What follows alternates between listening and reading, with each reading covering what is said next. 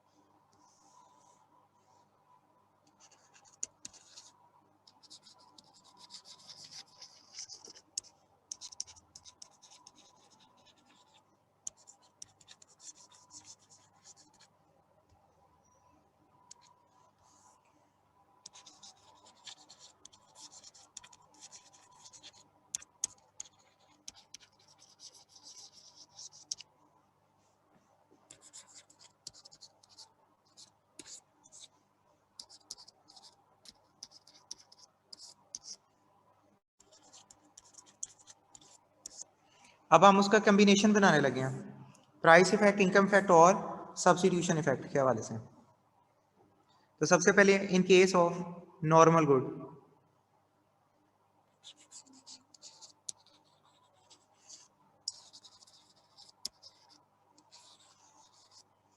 दूसरा केस बनेगा inferior good का,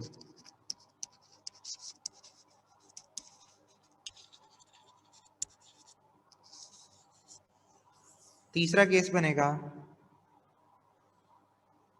गिफन गुड का,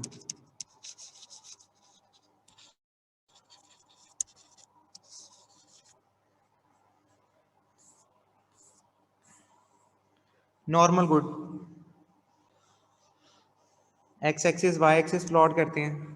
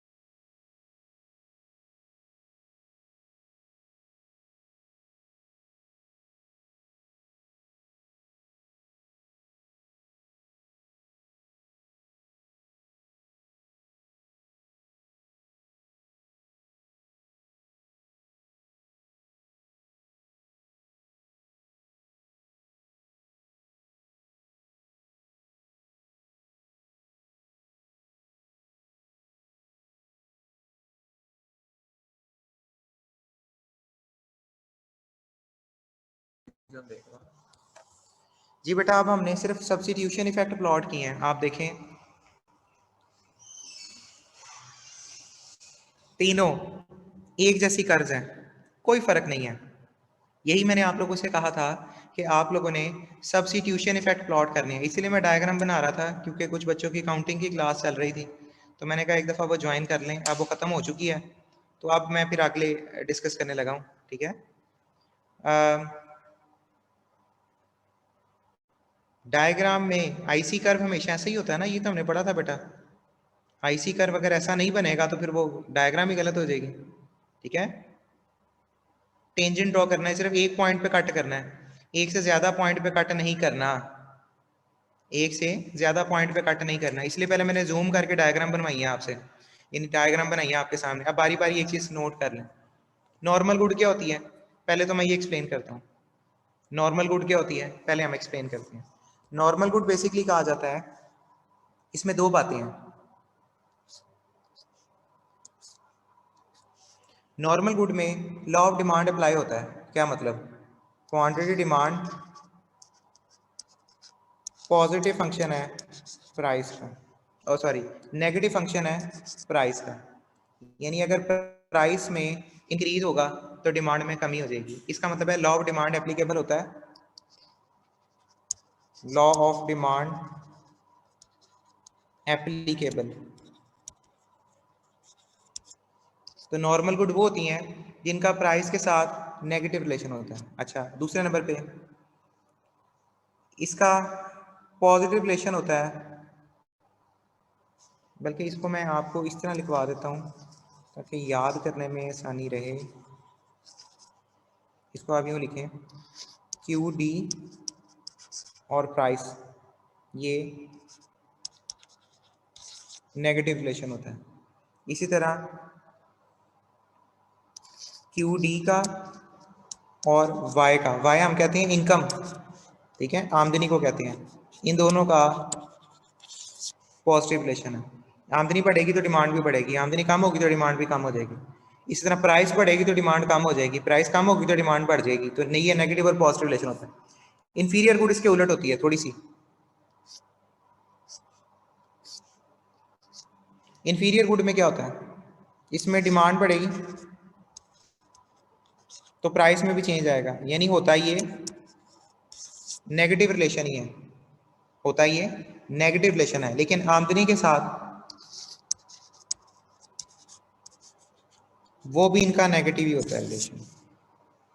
ठीक है, इसमें लॉ ऑफ डिमांड अप्लाई होता था ना, इसमें लॉ ऑफ डिमांड अप्लाई होता है,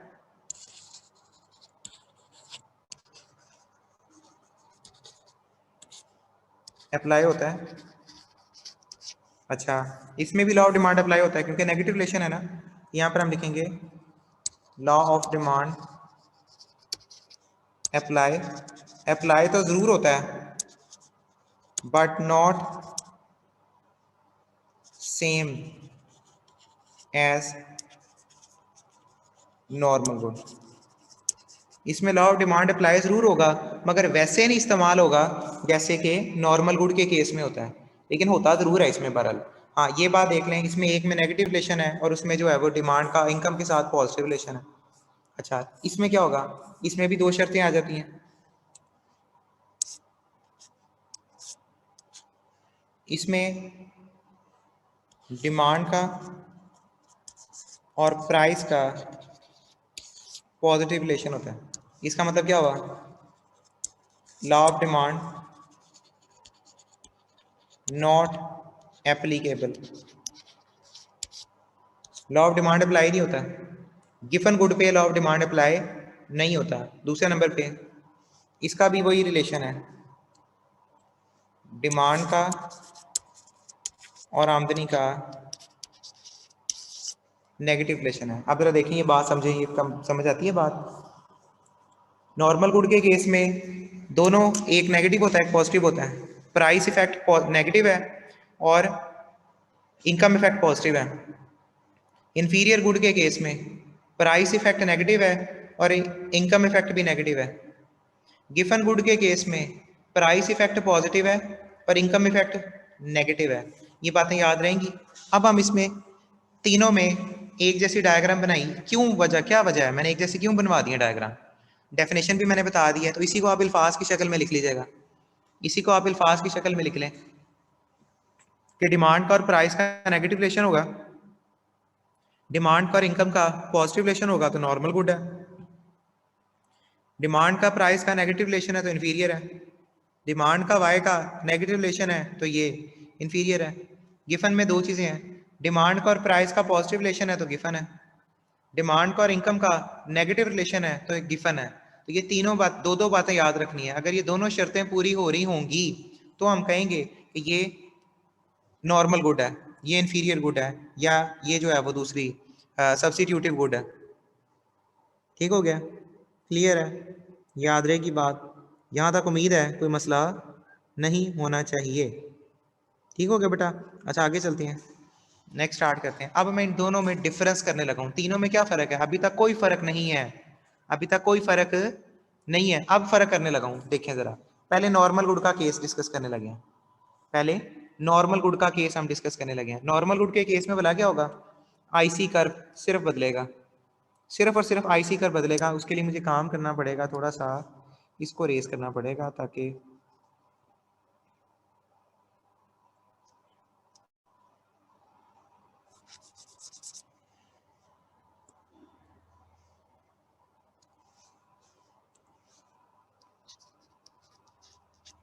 अच्छा इसमें क्या करना पड़ेगा, इसमें E1 और E3 होते हैं, आपको बताया था ना E3 और E1 इनका जो डिफरेंस है वो सब्स्टिट्यूशन इफेक्ट है।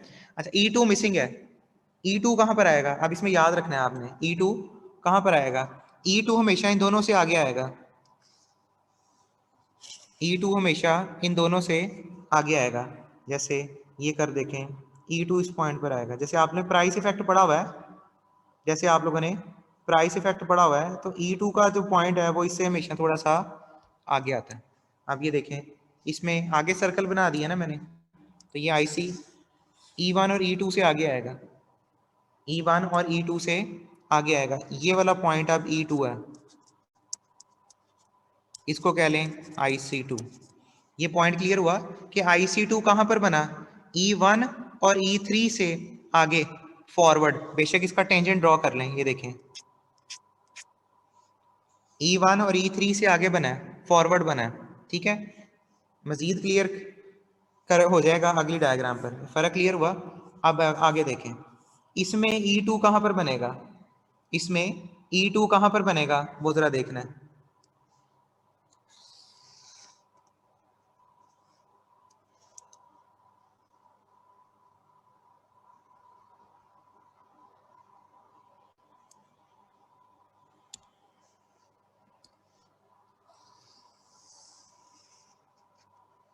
इसमें E2 कहां पर बना,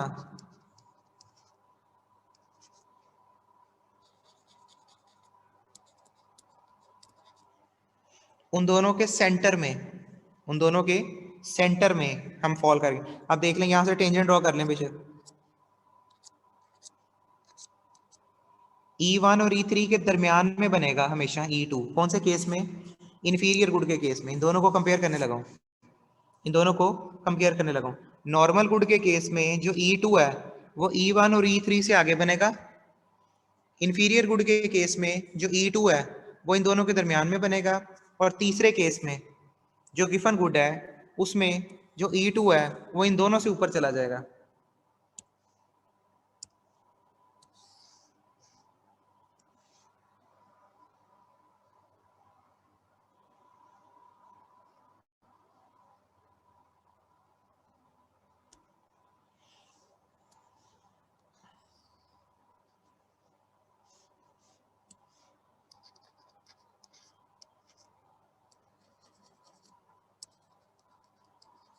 अब इसका टेंजेंट ड्रॉ कर लें, इसका टेंजेंट ड्रॉ कर लें, ठीक है। इसको हम कह देंगे x2, इसको हम कह देंगे x2, इसको हम कह देंगे x2। अब तीनों में फर्क देखें जरा, तीनों में फर्क देखें, तीनों में जो नॉर्मल गुड है उसमें सिर्फ E2 का फर्क है, उसमें सिर्फ और सिर्फ E2 का फर्क है बस, और कोई फर्क नहीं है। अगर E2 सबसे बाद में बनेगा तो प्राइस इफेक्ट है, अगर E2 दरमियान में बनेगा तो ये इंफीरियर गुड है, अगर E2 सबसे ऊपर बन जाएगा तो ये गिफन गुड है, तो ये गिफन गुड है। तो E2 का फर्क है यहाँ पर, सॉरी E3 था होना चाहिए, यहाँ पर E3 होना चाहिए, ये बेसिकली एक, यहाँ पर ये E1 था, ये E3 था, क्योंकि सारों में E1 E3, हाँ बाकी ठीक है, बस इसी में गड़बड़ थी। E1 और E3 के दरमियान में हम लोगों ने E2 प्लॉट करना था, ठीक है। तो ये केस है, तीनों केसों को इकट्ठा कर दिया, नॉर्मल गुड, इंफीरियर गुड और गिफन गुड। अब आप लोगों ने एक बात मेरे साथ याद रखनी है, जो प्राइस इफेक्ट होता है ना, वो कौन सा होता है, क्योंकि ये कम्बिनेशन देख रहे हैं ना हम तीनों का, प्राइस इफेक्ट क्या होता है, प्राइस इफेक्ट क्या होता है, देखें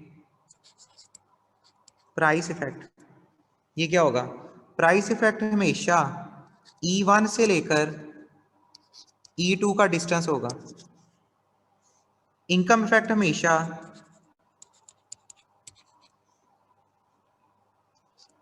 E2 से लेकर E3 का डिस्टेंस होगा, सब्स्टिट्यूशन हमेशा E1 से लेकर E3 का डिस्टेंस होगा, ये सब में सेम है, ये सब में सेम है बात, इसमें कोई शक वाली बात ही नहीं है, ये बात सब में सेम है, इसमें कोई भी शक वाली बात नहीं है।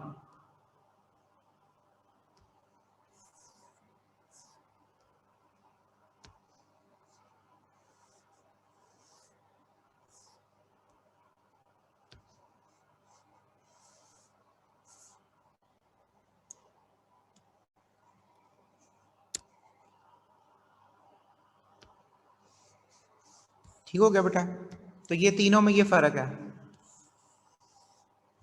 अभी भी बात सेम है, तीनों में एक ही चीज मैंने लिख दी है, तीनों में एक ही चीज मैंने मेंशन कर दी है, प्राइस इफेक्ट, इनकम इफेक्ट और सब्स्टिट्यूशन इफेक्ट। ठीक हो गया बेटा, क्लियर है, याद रहेगी बात, यहां तक कोई मसला है तो पूछ लें।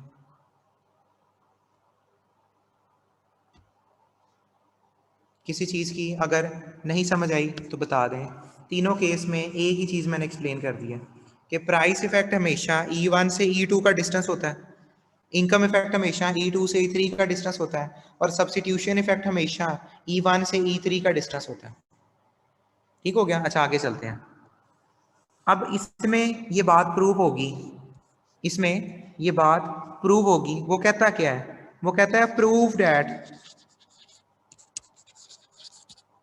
That price effect is a combination of income effect plus substitution effect. वो प्रूव करने को कह रहा है कि ये बात आपने प्रूव करनी है कि प्राइस इफेक्ट, इनकम इफेक्ट और सब्स्टिट्यूशन इफेक्ट इसमें बराबर होते हैं। क्या ऐसा होता है, ये सिर्फ इस केस में होगा, ये सिर्फ और सिर्फ इस केस में होगा बस, इसके अलावा और किसी केस में नहीं होगा। बुक में डायग्राम नहीं बनी हुई इनकी, इसलिए मैं तो खुद बना रहा हूँ, ये पूरे चैप्टर को ही मैंने नोट्स की शक्ल में कन्वर्ट किया है। अभी खत्म करते हैं तो एक एनालिसिस वो भी करेंगे। अब जरा एक चीज नोट करनी है आपने, यहाँ पे मुझे सॉल्व करने के लिए ना टेंजेंट प्लॉट करना पड़ेगा, टेंजेंट ड्रॉ करना पड़ेगा। ये E1 का टेंजेंट है, ये E3 का टेंजेंट है, इसको कह दें जो E1 पर है वो X1 होगा, जो E3 पर है वो X2 होगा। अब मुझे एक बात बताएं, प्राइस इफेक्ट कौन सा हिस्सा है, प्राइस इफेक्ट कौन सा है, E1 और E2 वाला, इसका मतलब है ये सारा प्राइस इफेक्ट है, ये सारा प्राइस इफेक्ट है, जो मैंने ग्रीन कलर से शेड कर दिया, ये सारे का सारा प्राइस इफेक्ट है, क्योंकि हमने कहा था ना E1 से लेकर E2 का जितना डिस्टेंस होगा वो सारे का सारा कौन सा होगा, वो प्राइस इफेक्ट होगा, तो ये प्राइस इफेक्ट है। ओके, नेक्स्ट देखें, इनकम इफेक्ट कौन सा होता है, इनकम इफेक्ट कौन सा होता है, ये इनकम इफेक्ट है, E1 से लेकर, ये नीचे पढ़ा भी था आपने, E3 से लेकर E2 वाला, E2 और E3 के दरमियान इनकम इफेक्ट है। अब E2 और E3 के दरमियान कौन सा डिफरेंस है, ये वाला,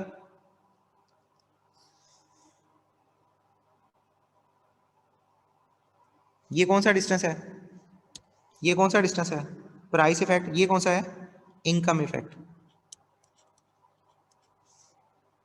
ठीक हो गया। चलें इसको यहाँ पर नहीं लिखते, इसको हम सेंटर में लिख देते हैं ताकि ये पता चल जाए ये वाला हिस्सा इनकम इफेक्ट क्या है।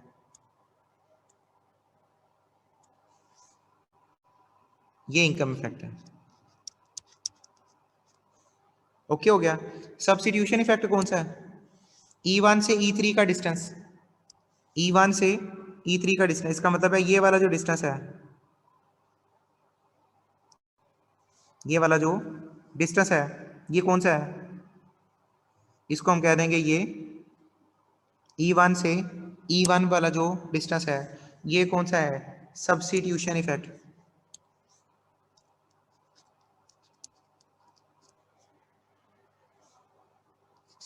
सेंटर लाइन लगा दें।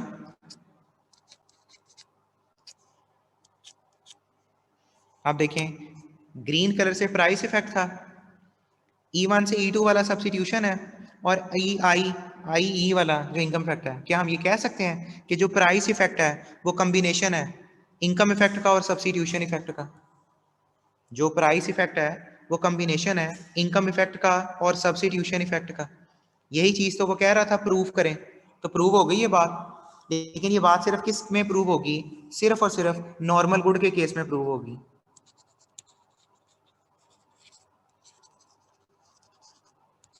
ये बात सिर्फ किस में प्रूव होगी?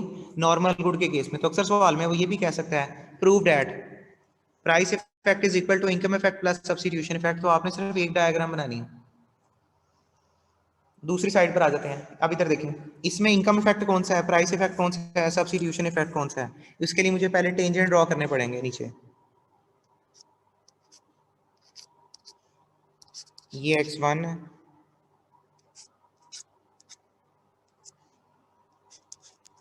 ये x3 है। अब इसमें प्राइस इफेक्ट कौन सा है? प्राइस इफेक्ट मैंने ग्रीन कलर से पहले भी बताया था, अभी बता रहा हूं। ये प्राइस इफेक्ट है,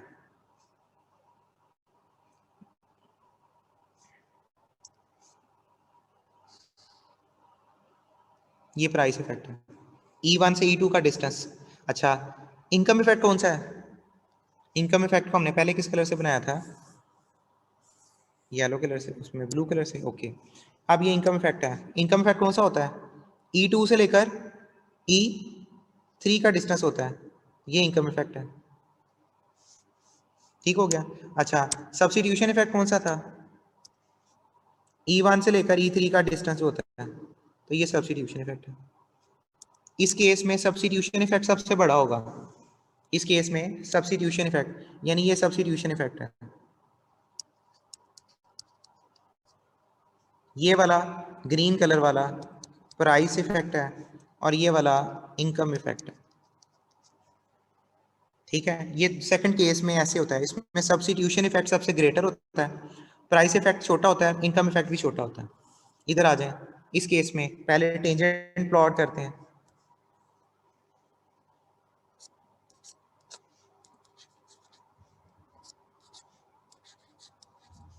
आप देखें इसमें इनकम इफेक्ट कौन सा है और प्राइस इफेक्ट और सब्स्टिट्यूशन इफेक्ट कौन कौन से हैं?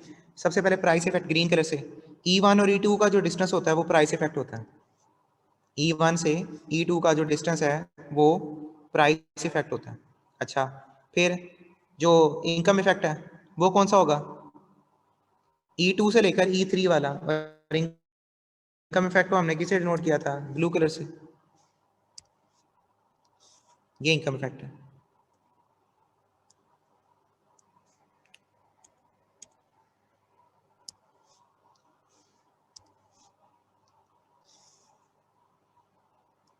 अच्छा, अब इसमें सब्स्टिट्यूशन इफेक्ट कौन सा होगा? सब्स्टिट्यूशन इफेक्ट E1 से E3 का डिस्टेंस होता है, ये सब्स्टिट्यूशन इफेक्ट है। तो इसमें सबसे ग्रेटर वैल्यू किसकी होती है? सबसे ग्रेटर वैल्यू किसकी होती है? इनकम इफेक्ट की। उसके बाद प्राइस इफेक्ट और ये सब्स्टिट्यूशन इफेक्ट। तीनों में डिफरेंस देखें, समझ आता है? तीनों में डिफरेंस देखें, समझ आता है? प्राइस इफेक्ट, इनकम इफेक्ट और सब्स्टिट्यूशन इफेक्ट, तीनों की बारी बारी डायग्राम प्लॉट की हैं और सिर्फ एक जगह पे केस प्रूव होता है। सिर्फ एक जगह पे केस प्रूव होता है। इनकम इफेक्ट, प्राइस इफेक्ट और सब्स्टिट्यूशन इफेक्ट ये आपस में किसके बराबर हैं? इन केस ऑफ नॉर्मल गुड। ये सिर्फ नॉर्मल गुड के केस में आपस में चीजें बराबर होती हैं, ठीक है बेटा। ये स्क्रीनशॉट कर लें थोड़ा सा। ये आखिरी टॉपिक था जो हमने छोड़ा हुआ था कि प्राइस इफेक्ट, इनकम इफेक्ट और सब्स्टिट्यूशन इफेक्ट, इन तीनों में क्या फर्क होता है। प्राइस इफेक्ट, इनकम इफेक्ट और सब्स्टिट्यूशन इफेक्ट, इन तीनों में क्या फर्क है उसको देख लें। यहां तक कोई क्वेश्चन पूछने वाला है तो पूछ लें।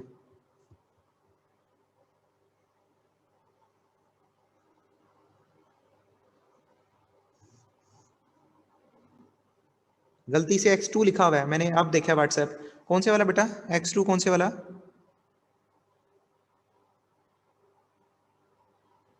अच्छा वो x3 था, ये x3 है, जी जी, ये बेटा x3 था।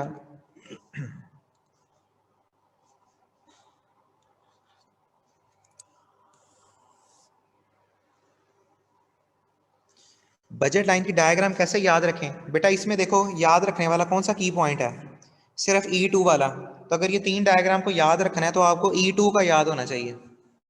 अगर इनको याद रखना है तो आपको E2 का पता होना चाहिए, E2 कैसे लिखना है, ठीक है। तीन डायग्राम इधर से हो जाती हैं। अगर आपने ये वाली डायग्राम याद रखने हैं तो आपको पीसीसी याद होना चाहिए, प्राइस कंजम्पशन कर्व किस तरह बनाना है। ये डायग्राम याद रखनी है तो आपको आईसीसी याद होना चाहिए। और सब्स्टिट्यूशन इफेक्ट की तो आगे एप्लीकेशन हमने की ही है,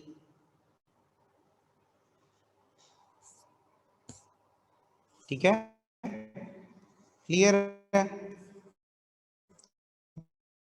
याद रहेगी बात।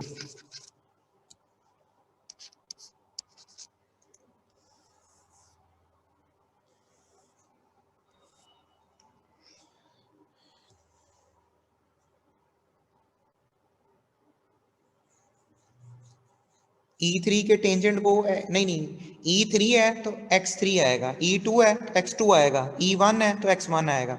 बस ये फर्क है, बस ये उसका लॉजिक है, ठीक है। एक दफ़ा दोबारा करनी है डायग्राम की, स्क्रीनशॉट तो कर लें। पहले मैंने वो X2 शू लिखा हुआ था वो ज़रा ठीक कर दिया मैंने, इसको देख लें। अब इसमें X2 वाली जो गलती थी वो करेक्ट हो गई है। X1 X2 X3, X1 X2 X3।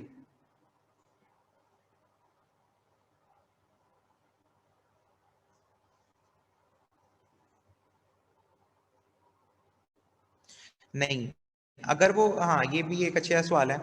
अगर तो वो कहता है प्राइस इफेक्ट बराबर है इनकम इफेक्ट और सब्स्टिट्यूशन इफेक्ट के, फिर तो हमने नॉर्मल गुड वाली डायग्राम बनानी है। लेकिन अगर वो कहता है कि जी सब्स्टिट्यूशन इफेक्ट बराबर है प्राइस इफेक्ट और इनकम इफेक्ट के, ऐसा कभी भी नहीं पूछेगा। या अगर वो ये कहते हैं इनकम इफेक्ट बराबर है प्राइस इफेक्ट और सब्स्टिट्यूशन के, ऐसा कभी भी नहीं पूछेगा। यही तो मैंने कहा है, जब भी वो प्रूव करने की बात कहेगा तो सिर्फ नॉर्मल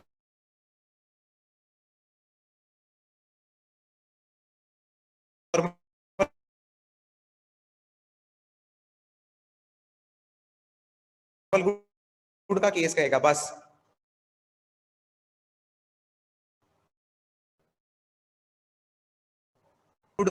लेकिन इससे पहले मैं आपको एक चीज क्लियर कर दूं, आज है 27, आज है 27 का मतलब ये है कि आज वेडनेसडे है, थर्सडे, फ्राइडे, सैटरडे आपका चैप्टर नंबर 4 का टेस्ट कब होना है।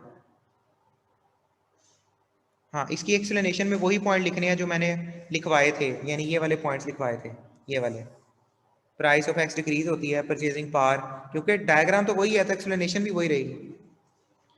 आप लोगों ने फिजिकल आना है, ठीक है। फिजिकल आप लोगों ने जो पढ़ने आना है वो आपने आना है फर्स्ट से, यकम से। दो तरीके हैं, दो हल हैं। पहला तरीका तो ये है, वैसे तो मुझे पता है घर में सिर्फ आपको दरवाजा खोलने के लिए रखा होता है, आपसे मशवरा कोई भी नहीं लेता, लेकिन चलें बहरहाल मैं आपसे पूछ लेता हूँ फिर भी। दो हल, फेब को, 2 फरवरी को टेस्ट रख लेते हैं, तब तक हमारा चैप्टर 5 भी कंप्लीट हो जाएगा। तो चैप्टर 4 और 5 का टेस्ट रख लेते हैं। एक तरीका का तो ये है फरवरी का। दूसरा तरीका कार ये है कि हम चैप्टर 4 का टेस्ट रख लें फ्राइडे वाले दिन, क्या कहते हैं। फ्राइडे वाली ऑप्शन ठीक है या ट्यूसडे वाली ऑप्शन ठीक है। ट्यूसडे में दोनों चैप्टर इकट्ठे होंगे 4 और 5, और फ्राइडे में सिर्फ एक ही चैप्टर होगा।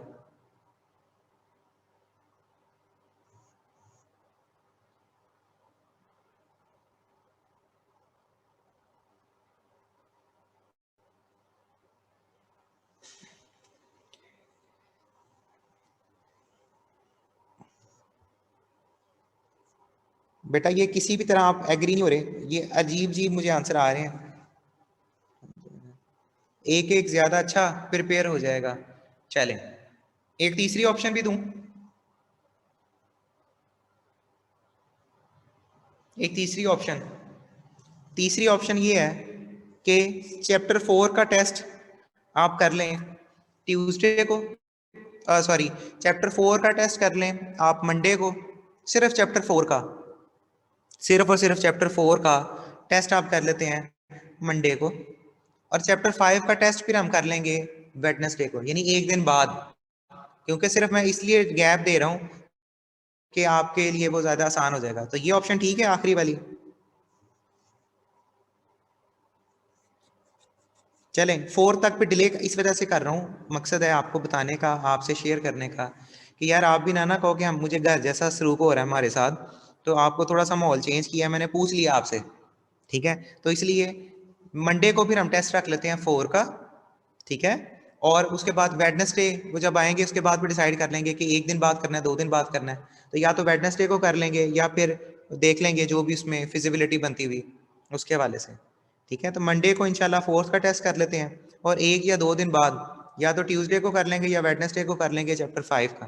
तो फिर मंडे का टेस्ट है आपका चैप्टर नंबर 4 का। चैप्टर 4 कंप्लीट हो गया मंडे को, इससे अब हम लोगों ने नेक्स्ट डिस्कस करना है। लेकिन एक चीज़ मैं आपको पास्ट पेपर से बताने लगा हूँ, क्योंकि हमने साथ साथ इसके पास पेपर भी करने हैं। जब चैप्टर कंप्लीट होता है तो पास पेपर करेंगे तो पता चलेगा। फिर आपको मैं एमसीक्यूज भी सेंड करता हूँ, पिछलों के मैंने सेंड किए थे, सोल्यूशन भी देख लिए थे।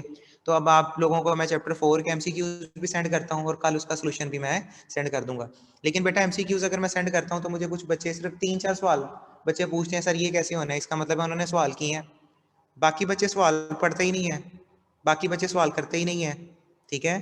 तो इसलिए बेहतर यही है बेटा एमसीक्यू जरूर कर लिया करें, एमसीक्यूज जरूर कर लिया करें। एमसीक्यूज नहीं करेंगे तो वो आपके लिए थोड़ा सा परेशानी का सबब बनेगा, पेपर में पास होने के चांसेस नहीं है अगर आप एमसीक्यूज नहीं करेंगे, ठीक है। जो डिस्कस करने हैं बिलाल, वो आप मेरे को, मैंने कल भी कहा था मुझे व्हाट्सएप कर दें यार।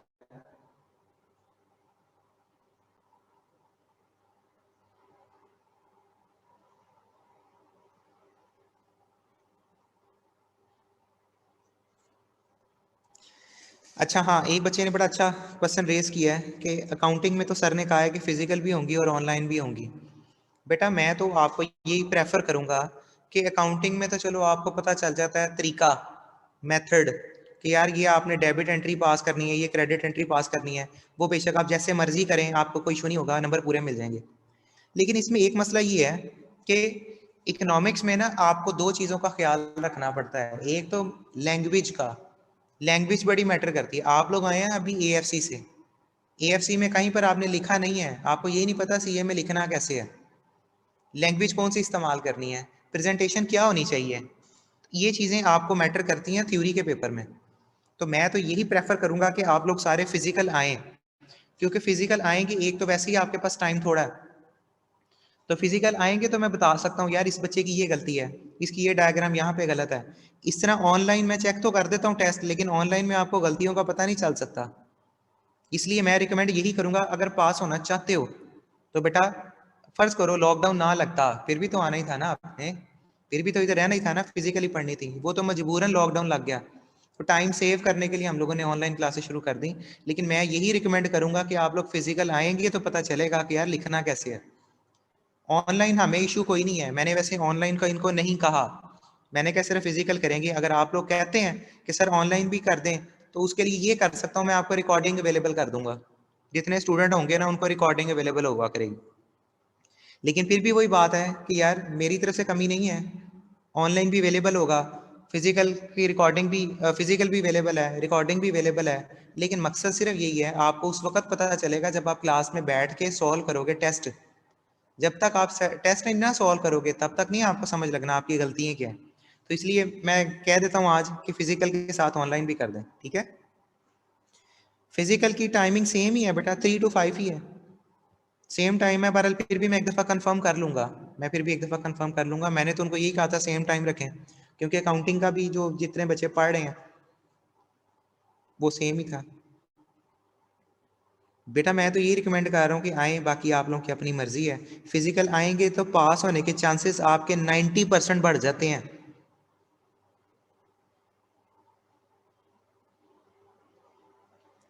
एक दिन अभी कल ही बता दूंगा आपको, अभी आज 27 है ना, कल ही बता दूंगा कि टाइम क्या है क्लास का। मेरे ख्याल से तो टाइम सेम ही है, फिर भी मैं कंफर्म कर लूंगा एक दफ़ा। ये बेटा अब आपका अपना मसला है, अकाउंटिंग की क्लास कितने बजे खत्म होती है, मुझे जो जो टाइम मिला हुआ है मैं तो उसके हिसाब से खत्म कर देता हूँ। आप मुझे कह रहे हैं कि सर लेट क्लास शुरू किया करें, तो आप सर को कहा करें सर हमारी अगली क्लास है, टाइम पे क्लास छोड़ दें। तो बहरहाल वो आपके अपने मसले हैं। मैंने टाइम पे क्लास शुरू करनी है, कोशिश मेरी पूरी होती है 3 बजे क्लास स्टार्ट हो जाए।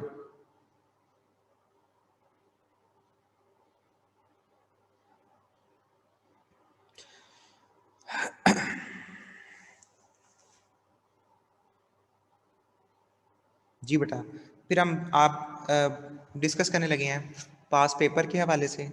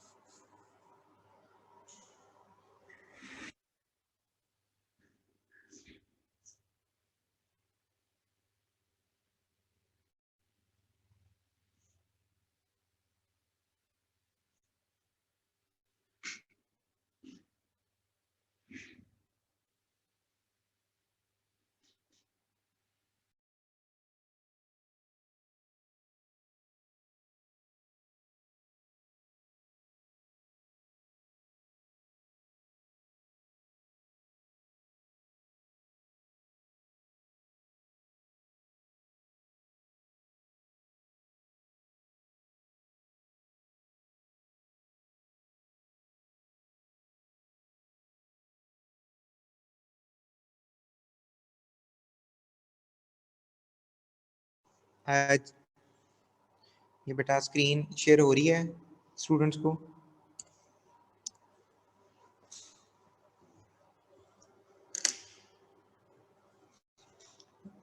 मुशारिफ नहीं है बेटा, रेगुलर नहीं हो रही।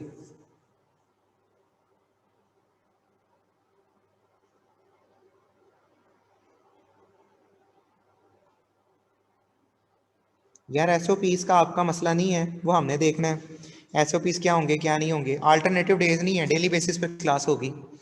अल्टरनेटिव डेज नहीं है आपकी क्लास का, तो अल्टरनेट बन ही नहीं सकता। वो बहरहाल हमारी टेंशन है, आप लोगों ने फिजिकल आना है, बाकी बातें हम पे छोड़ दें। ये पास पेपर के हवाले से बात करने लगे हैं बेटा। चैप्टर नंबर 4 के ऑटम 15 का जो पेपर आया हुआ है वो ये था, state any explain the law of equi marginal utility with the help of diagram. Equi marginal utility क्या होता है, एक डायग्राम की मदद से आप उसको एक्सप्लेन कर दें। और आगे कहता है consumer has limited income as its disposable, as is disposal. Disposal कहते हैं अपनी आमदनी को खर्च करना। अच्छा आप लोगों ने डेफिनेशन पढ़ ली, उसके लिए मैंने नोट्स दिए थे, टेबल देख लिया, डायग्राम उसमें कुछ और है। डायग्राम उसमें कुछ और है, आई कैप के मुताबिक इक्वी की ये डायग्राम है, आई कैप के मुताबिक इक्वी की ये डायग्राम है, हालांकि हकीकत में ऐसा नहीं है, हकीकत में ऐसा नहीं है। तो बहरहाल आई कैप के मुताबिक हम लोगों ने चलना है, जैसे आई कैप कह रहा है वैसे बनानी पड़ेगी, मजबूरी है। अगर वो कहता है इक्वी मार्जिनल की डायग्राम बना दो, तो फिर हमने ये बनानी है, फिर हमने ये बनानी है। लेकिन वैसे पूरी दुनिया में जो इकोनॉमिक्स पढ़ी जाती है ना, तो उसमें इक्वी मार्जिनल की जो डायग्राम मैंने नोट्स में बनाई है वो पढ़ी जाती है। लेकिन बहरहाल हमने आई कैप की बात माननी है, गलत है सही है, आई कैप को फॉलो करना। तो आई कैप कहता है इक्वी मार्जिनल की ये डायग्राम है, तो ये डायग्राम आपको याद है, आपने डिफरेंस कर्व में पढ़ी थी इक्विलिब्रियम वाली। तो ये वही डायग्राम है, अगर इंडिफरेंस कर्व पे इक्विलिब्रियम आता है तब भी वही बनाएंगे, अगर इक्वी मार्जिनल आ जाता है तो अब भी यही बनाएंगे। तो बहरहाल डेफिनेशन डायग्राम उसने पूछी थी, वो हम लोगों ने एक्सप्लेन कर दी है। फिर है लॉ ऑफ डिमिनिशिंग मार्जिनल। अब एक चीज का एनालिसिस नोट करना है मेरे साथ साथ आपने। एक अटेम्प्ट में उसने क्या दिया है, डिमिनिशिंग। अगली अटेम्प्ट में उसने क्या दिया है, अगली अटेम्प्ट में उसने क्या दिया है, लॉ ऑफ डिमिनिशिंग, डीएमयू। एक में इक्वी दे रहा है, एक में डिमिनिशिंग दे रहा है, ठीक है। फिर अगले अटेम्प्ट में देखें, फिर अगले अटेम्प्ट में उसने चेंज किया, डायग्राम शायग्राम सारी चीजें बना के। फिर उसने सवाल दिया था कंज्यूमर इक्विलिब्रियम क्या होगा। आप देखें आईसी के हिसाब से उसने पूछ लिया। एक में दिया उसने डिमिनिशिंग, एक में दिया इक्वी और एक में दिया इंडिफरेंस कर्व। हर साल अगला पैटर्न चेंज होता है। फिर नेक्स्ट देखें, ये फिर वही डायग्राम। अब इसने आईसी में भी वही डायग्राम बनाई हुई है, आईसी में भी वही डायग्राम बनाई हुई है जो कि उसने इक्वी मार्जिनल में बताई है। तो इसकी एक्सप्लेनेशन वही है जो डायग्राम के नीचे लिखी हुई है। पास पेपर से देख लें या बुक में भी देख लें, मैंने करवाई हुई है। तो एक्सप्लेनेशन सिर्फ 2 से 3 लाइनों की करनी है, ज्यादा की नहीं करनी। फिर ये देख लें इक्वी मार्जिनल आ गया। तो बहरहाल आम तौर पर वो डायग्राम नहीं पूछता, जब भी पूछेगा जम्पशन लिमिटेशन इस तरह की चीजें पूछेगा। तो इक्वी मार्जिनल डेफिनेशन, उसके जम्पशन, उसकी लिमिटेशन। अब देखें एजम्पशन उसने कैसे लिखी हैं, सिर्फ एक एक लाइन में बुलेट्स की शक्ल में। तो आपने भी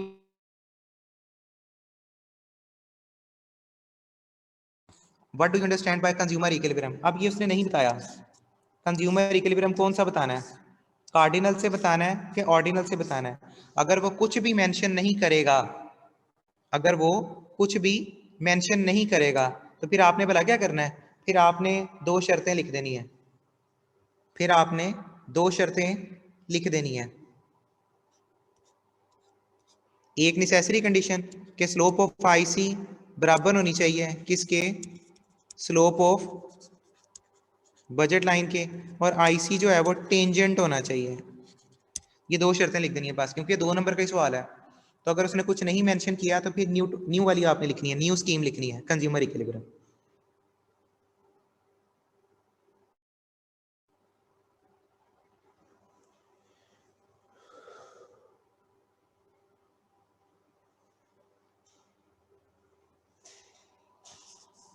ये सवाल पढ़ें, ये बड़ा इंपॉर्टेंट है और इसका जवाब मुझे आप लोगों ने देना है। इसका सोल्यूशन मैं बाद में आपसे शेयर करता हूँ। In the study of consumer equilibrium, price effect is the aggregate of substitution effect and income effect, ठीक है। अब उसके हवाले से वो कहता है कि जी आपने कोई एक डायग्राम बनानी है, वो डायग्राम क्या होगी। लेकिन आगे 2 बातें उसने और मजीद बता दी हैं, 2 बातें उसने और मजीद बता दी हैं। वो कौन सी है? अच्छा, मैं इसको मुशारे पे भी आपके सवाल का जवाब देता हूँ। मैं ये टॉपिक कंप्लीट करवा रहा हूँ, फिर मैं आपके सवाल का जवाब देता हूँ। अच्छा, ऑटम 15 में मैं ये कह रहा हूँ कि उसने ये कहा हुआ है कि आपने प्राइस इफेक्ट कम्बिनेशन है सब्सिट्यूशन का और इनकम इफेक्ट का, आपने एक डायग्राम बनानी है। अब वो डायग्राम का केस कौन सा है, कहता है goods are normal, substitute, price of one good consumer remain, consumer income and other remote constant. मुझे बताएं डायग्राम कौन सी बननी है, डायग्राम कौन सी बननी है, कौन बच्चा बताएगा डायग्राम कौन सी बननी है। सवाल पढ़ें, मुझे आंसर बताएं।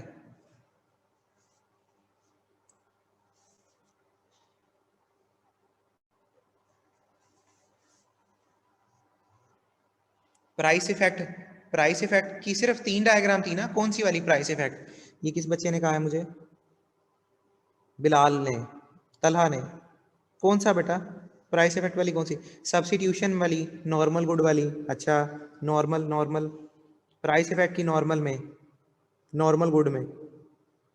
जी, दूसरे ग्रुप में कोई रिप्लाई नहीं, सुकून प्रोग्राम है उधर से।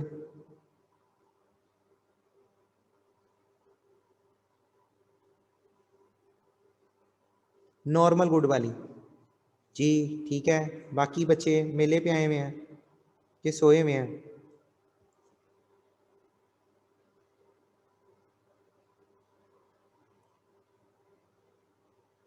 ये आप लोगों ने फिजिकल आना ना, तो फिर मैंने ये सारे मैसेज मैंने निकाल लेने हैं कि हाँ जी भाई आप लोग रिप्लाई नहीं करते थे, क्यों नहीं करते थे। नहीं, एक बच्चे ने गलत बताया, कॉम्बिनेशन वाली, कॉम्बिनेशन वाली तो है मगर कौन सी वाली, अच्छा पहली वाली नॉर्मल वाली, ठीक है।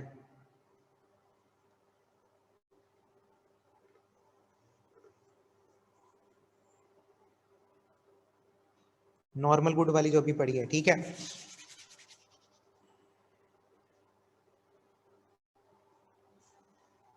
जी बेटा, in the study of consumer equilibrium, अब उसने, मैं जब ये पेपर में सवाल आया था ना तो मैं बच्चों को एक्सप्लेन कर रहा था, तो बच्चे बड़े ये कह रहे थे कि हमने 3 डायग्राम बना दिए हैं। और मैंने कहा 3 डायग्राम कैसे बना दिए हैं? कहते जी 8 नंबर का सवाल था, तो हमने 8 नंबर के हिसाब से तीनों डायग्राम बना दिए, इनकम इफेक्ट वाली भी, ठीक है, सब्स्टिट्यूशन इफेक्ट वाली भी और नॉर्मल गुड वाली भी। हालांकि इसमें सिर्फ एक डायग्राम बनी थी, ठीक है, इसमें सिर्फ और सिर्फ एक डायग्राम बननी थी। कैसे? देखें बेटा, उसने कहा हुआ है कि ये कॉम्बिनेशन प्रूव करो, ये कॉम्बिनेशन प्रूव करो। अब ये कॉम्बिनेशन कैसे है? Price effect is equal to income effect plus substitution effect. अब उसके अकॉर्डिंगली हम लोगों ने एक डायग्राम बनानी है, कौन सी वाली? ये जिसमें हम लोगों ने अभी प्रूव किया है कि प्राइस इफेक्ट बराबर होती है income effect plus substitution effect. तो ये डिफरेंस होता है प्राइस इफेक्ट, कौन सा डिफरेंस होता है? यहाँ से अगर देखें इस डायग्राम से, ई से लेकर ई डैश का जो डिफरेंस है वो प्राइस इफेक्ट है, ई से लेकर ई डैश से लेकर ई डबल डैश का जो डिफरेंस है वो इनकम इफेक्ट है, और ई से लेकर ई डबल डैश का जो डिफरेंस है वो सब्स्टिट्यूशन इफेक्ट है। तो ये चीज सिर्फ एक डायग्राम हम लोगों ने बनानी थी और उसको एक्सप्लेन करना था। अब एक बच्चा मेरे से पूछ रहा था सर बता दें इसकी एक्सप्लेनेशन क्या होगी? तो ये वही 5 पॉइंट हैं जो एक्सप्लेनेशन के मैंने लिखे थे, सिर्फ उसने पैराग्राफ में लिख दिए, बस। क्लियर है? याद रहेगी बात, कोई मसले वाली बात नहीं होनी चाहिए इसमें। तो सवाल में नंबर देख के सवाल अटेम्प्ट करना है। पता लगे 8 नंबर का सवाल आ गया तो आपका इल्म बिखर गया है, समेटना मुश्किल हो गया आपके लिए कि जी 8 नंबर का सवाल आ गया है, इसमें हमने बहुत ज्यादा लिखना है। तो इसमें ज्यादा और कम मैटर नहीं करता, ये मैटर करता है कितना लिखना है कितना नहीं लिखना। ठीक है बेटा? Next question, spring 19, what is indifference curve? Briefly explain 3 main characteristics of indifference curve, properties. इस अटेम्प्ट के लिए मुझे ये लग रहा है कि ये सवाल पेपर में आना है, बहुत इंपॉर्टेंट है पेपर पॉइंट ऑफ व्यू से। पेपर में लिखना कैसे आपके सामने है, 2-2 3-3 लाइनों में उसने बात खत्म कर दी है। हाँ जी आदिल, प्राइस इफेक्ट वाली डायग्राम आपने उसके लिहाज से एक्सप्लेन इसमें करना था, जो 5 पॉइंट थे। ठीक हो गया बेटा? उसके बाद ये एक बड़ा ट्रेंड सेटर था, ट्रेंड चेंज हुआ। इस ट्रेंड में उसने क्या किया आपको पता होगा शायद, मैंने पहले भी एक्सप्लेन किया था कि जो डायग्राम होती है उस डायग्राम को एक्सप्लेन करने के लिए, अभी 8 नंबर का सवाल ऑटम 19 में आया था, 8 नंबर का सवाल ऑटम 19 में आया है, और वो कहता है कि भाई इसको एक्सप्लेन करो, खुद ही एक्सप्लेन करो। अब सबसे पहले तो हमने ये डायग्नोस करना होता है कि यार ये है सवाल कौन से टॉपिक का, किस टॉपिक से बिलोंग करता है। तो ये बेसिकली बिलोंग करता है किससे? कंज्यूमर इक्विलिब्रियम से। तो ये कंज्यूमर इक्विलिब्रियम की डायग्राम है, ये कंज्यूमर इक्विलिब्रियम की डायग्राम है। नीचे देखें उसने एक्सप्लेनेशन की हुई है, ठीक है, budget line, combination, equi marginal utility. तो मैंने आपको एक बात समझाई थी, मैंने कहा था अच्छा ये भी बात बड़ी एक समझाने वाली है। हम लोगों ने डायग्राम कौन सी बनाई थी? हमने तो डायग्राम ये बनाई थी,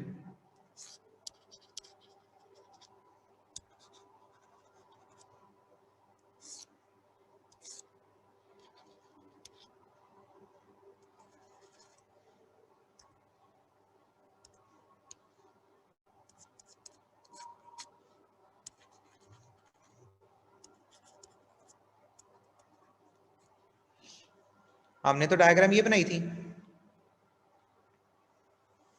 अब ये डायग्राम फिर कौन सी है? अच्छा एक बच्चे ने अभी मेरे से सवाल किया था कि सर आपने ये डायग्राम बनाई हुई है जबकि बुक वाले ने ये डायग्राम बनाई हुई है, सही कौन सी है?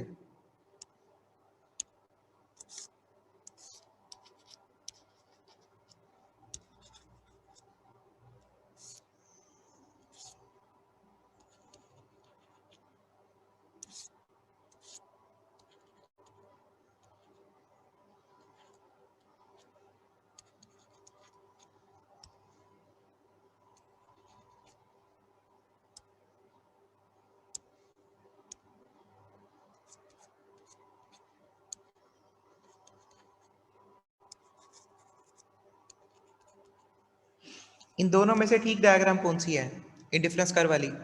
बेटा ये दोनों डायग्राम ठीक है, ये दोनों ही डायग्राम ठीक है, लेकिन अब ये वाली डायग्राम मैंने समझाई थी, इसमें एक आईसी था, क्यों? ये आसानी से बन जाती है। ये डायग्राम और ये वाली डायग्राम ये दोनों सेम है, ये दोनों डायग्राम सेम है, ये वाली डायग्राम भी और ये वाली, बस इसमें आईसी का फर्क है, उसमें एक आईसी एक बनाया हुआ है, उसमें आईसी एक से ज्यादा बनाए हुए हैं। और ये आईसी बने हुए हैं, तो ये कौन सी अप्रोच है? अगर ये आईसी बने हुए हैं तो ये कौन सी अप्रोच है? ये बेसिकली कंज्यूमर इक्विलिब्रियम की अप्रोच है, ऑर्डिनल वाली। अच्छा, अगर ये बात समझें, यहां पर क्या लिखा हुआ है? U1 U, ये यूटिलिटी है, तो यूटिलिटी कौन कहता था?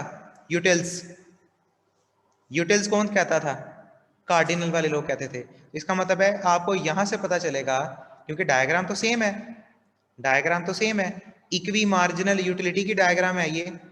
क्या ये इंडिफरेंस कर्व वाली डायग्राम है? तो इंडिफरेंस कर्व वाली डायग्राम होगी तो आईसी दिए होते हैं, इंडिफरेंस कर्व वाली डायग्राम होगी तो आईसी दिए होंगे। अगर U1 U2 U3 दिया होगा तो फिर ये इक्वी मार्जिनल की डायग्राम है। फर्क समझ आया? फर्क समझ आया? अगर आईसी होते तो ये ऑर्डिनल अप्रोच होती, मगर यहाँ पर यूटिलिटी लिखी हुई है इसलिए ये कार्डिनल अप्रोच है, तो ये इक्वी मार्जिनल यूटिलिटी की डायग्राम है, उसी के हिसाब से आपने इसको एक्सप्लेन करना है। ठीक हो गया? Equi marginal utility. और डायग्राम की एक्सप्लेनेशन वही होती है जो आईसी वाली होती है, कि ये बजट लाइन होता है, ये जो है जो यूटिलिटी कर्व है, अब फिर हम आईसी कर्व नहीं कहेंगे, इसको यूटिलिटी कर्व कहेंगे, बस ये फर्क है। वहां पर आईसी कर्व होता है, इसमें यूटिलिटी कर्व होता है, इसमें यूटिलिटी कर्व है। अगर आपको नहीं समझ आएगी तो मैं आपको एक पॉइंट बताता हूँ, ये देखें, ये सवाल आपने अभी किया है, ये डायग्राम की एक्सप्लेनेशन देखें, ये आईसी लिखे हुए हैं इसलिए इसको कहते हैं कि ये कंज्यूमर इक्विलिब्रियम की डायग्राम है।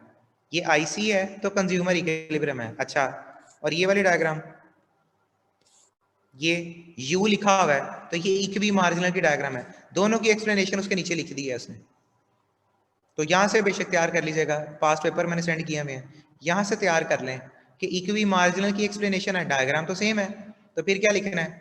और अगर आईसी आ जाता है तो आईसी की डायग्राम में क्या लिखना है, तो यहां से बेशक आप उसकी एक्सप्लेनेशन समझ सकते हैं। ठीक है, तो बल बताने का सिर्फ ये मकसद था कि ये पेपर पॉइंट ऑफ व्यू से इंपॉर्टेंट है, क्या चीजें पेपर में आ सकती हैं। हाँ, एक चीज मैं आपको बताना चाहूंगा, आइडेंटिफिकेशन क्या उसने एक नंबर रखा होता है सिर्फ बताने का, डायग्नोज करने का, कि यार ये वाली डायग्राम इस चैप्टर से है, इस टॉपिक से है, तो वो जो टॉपिक को सजेस्ट करना होता है, डायग्नोज करना होता है, उसको भी हम कहते हैं ये इसका एक नंबर होता है। ठीक हो गया? आगे चैप्टर 5 शुरू हो जाएगा, वो खैर बाद में पढ़ते हैं, तो अभी चैप्टर 4 तक देख लें, कोई मसला है?